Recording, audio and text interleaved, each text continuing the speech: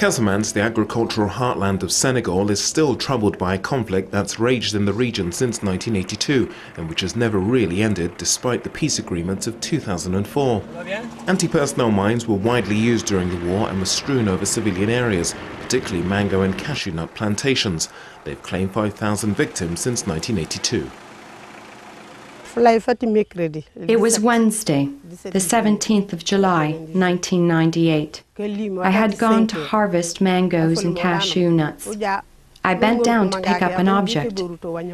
That's when I stepped on a mine. Michel Rathqueber's stand against mines dates from another time and another place. It was in 1983 during the attacks on camps where UN soldiers were stationed in Lebanon. The attack on the Drame camp for French troops alone claimed 58 victims. At the time, I was in the infantry, and I didn't know anything about mines or demining. It had nothing to do with my work.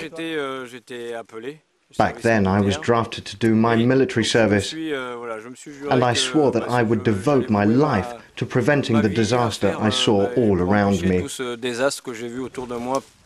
In Casamance, this lifelong commitment to combating anti-personnel mines has taken the form of training for a team of 10 deminers. Adrien and Ngom is one of them. It's a dangerous job, but I said to myself, I know what I am doing, and I follow the safety guidelines they taught me. When I think of the people of Casamance, who I owe something, I feel I also owe it to my country. Risking my life is my job. Handicap International has been present in Senegal since 1996 and has 60 staff members, including 8 expatriate staff. The association is the only humanitarian demining operator in Casamance. Its activities include mine risk education and prevention sessions for children who are often used as labour to harvest crops. The lives of 90,000 people are affected by the presence of anti-personnel mines. Children move around the risky areas a lot in search of cashew nuts and mangoes. It is highly dangerous because they do not know which areas are safe and which are not. The children go there to pick things. It's extremely dangerous for them. There have been accidents for years and they directly affect our children. Some unscrupulous people come to the village and use the children as labour. They ask the children to harvest nuts in heavily mined areas where they would never go themselves. What do mines do?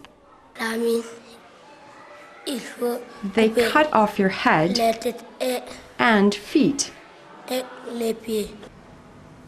In just over a year, Michel and his team have demined 65,000 square meters of land and freed 7 villages with just 10 deminers.